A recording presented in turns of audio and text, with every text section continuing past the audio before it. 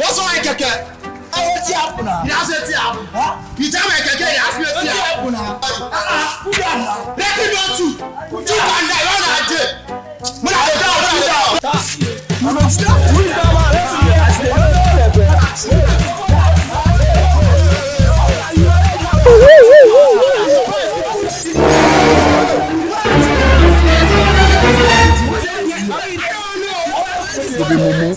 You think so they're wise? You don't see me. Okay.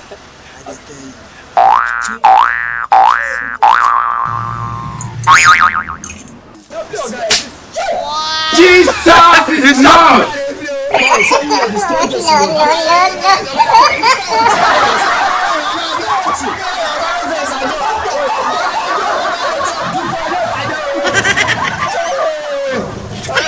A few moments later.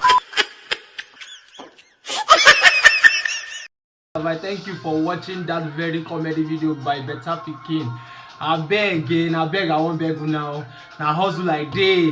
I don't get any work where they do. Now this one they give me money and they make me the put food for belly. That's why they call them workshop. Now where you they work, now in the shop. So please, I beg you in the name of God, I'm begging you to help me and subscribe to my YouTube channel. It's there on the screen.